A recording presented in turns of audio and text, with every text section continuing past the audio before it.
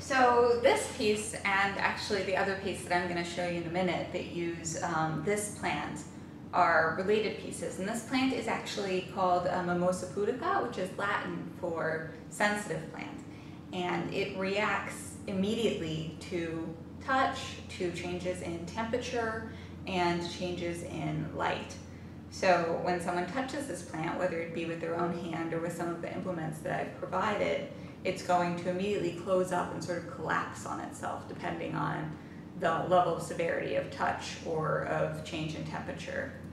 And it will, over the course of 20 minutes or so, if uninterrupted by someone else touching it, it'll slowly unfurl itself and pop back up and become ready for more interaction or more photosynthesis if you leave it alone. All of these plants I've actually grown myself from seed because most people in the United States aren't that familiar with this plant. It's actually a really common houseplant in Europe, and a lot of people grow it there, so it's really familiar there. But here in the US, most people haven't interacted with it before, although it does in some places grow wild in Louisiana. They will eventually, when they're allowed to grow to their full height, which is about a foot, they grow small pink puffball flowers, and actually I've taken a paintbrush and cross-pollinated between several plants, and I've grown my own seeds actually now. So it's now a self-sustaining cycle. So I originally bought seeds from Europe, but I'm now capable of producing new crops solely by cross-pollinating with a paintbrush. So I've put it in this pedestal that I've built, and I've provided various implements for people to interact with the plant with. I've given them a water bottle, a lighter, and a paintbrush. And the text on this pedestal reads, touch me, in its entirety, but if you actually are walking around it, at a different point it'll read, ouch me, which is a hint to how it's going to behave. So if you go up and touch one of the leaves, I don't know if you saw that.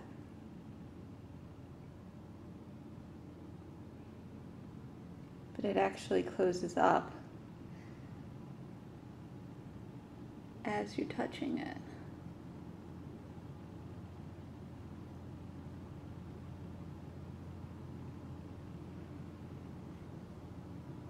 And the actual entire stem will actually collapse if you hit it in the right spot.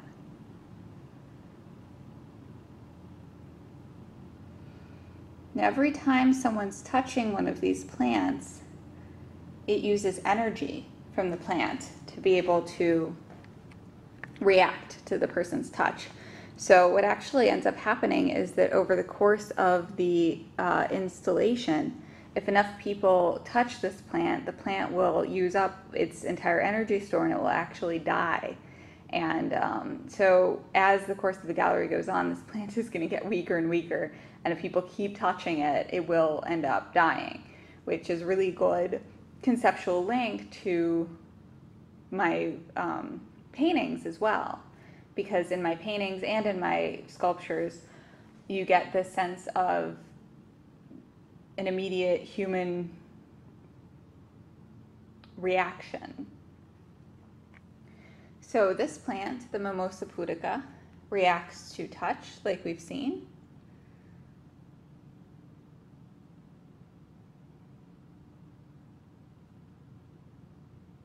And it also reacts to heat.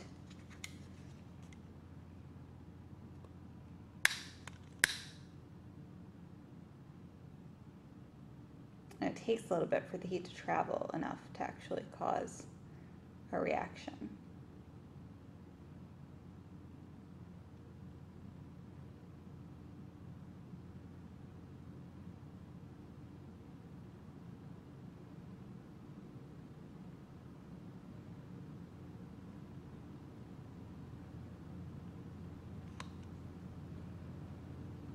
And it will react to any sort of immediate abrupt movement. So if you notice when I go ahead and spray these leaves, they'll all collapse. And they'll bounce back. They all bounce back within about 20 minutes or so it takes for them to open again.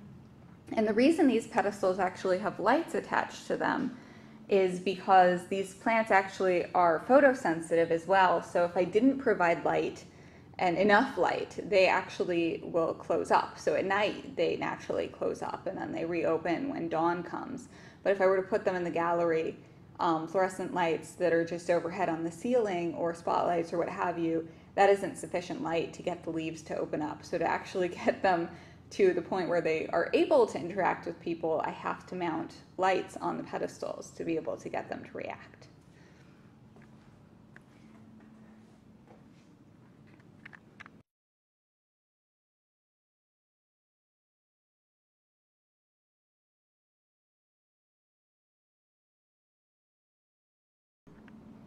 So with this pedestal, I've provided some gloves for people to put on because the white glove is the standard use for people to put on in art galleries when they're browsing through books. So it's a visual clue that they should feel comfortable in touching the plant if I provide the glove. So if you put on the glove, you actually don't need the glove at all, but you know, it does also actually help protect the plant a little bit from your hands' oils as well. But I just want you to see again what this plant will do. You can get the leaves to curl up, but you can also get the entire stem to drop if you touch it in the right place. So first, get some of these leaves, and then that whole stem will fall. And again, leaves and then stem. And it looks so pitiful when it curls up, and then it will eventually come back to life if no one keeps messing with it.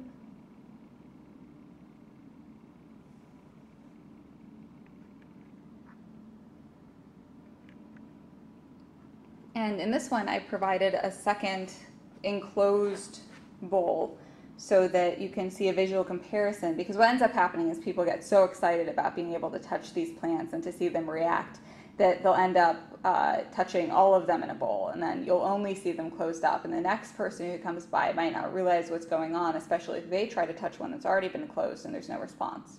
So in this piece, I provided the untouchable dome so that there's always going to be some sort of visual comparison between the collapsed and the completely uncollapsed leaves.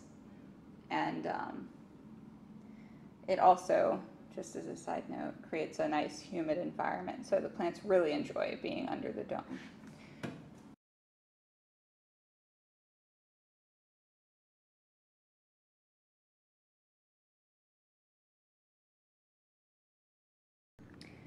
So this is a closer look at another one of my pedestal pieces, and the plant that's in it is actually a Solanginella, which is a type of spike moss. It's related to ferns, and it's actually also technically a type of tumbleweed, because in its dormant state, it's actually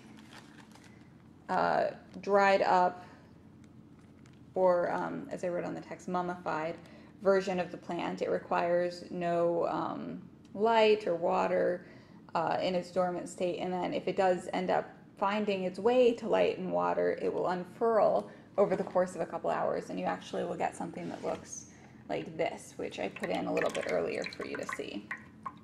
So I don't know if you can see, but it's unfurled, and it's actually also turned greener as it's absorbed the water, and this is about 3 hours from its original furled state. And if you take it out of this water and you go ahead and allow it to dry back up, it's going to slowly curl back up into its dormant state, but it actually takes longer than it takes to unfurl. But you can actually see it start to curl within another couple hours.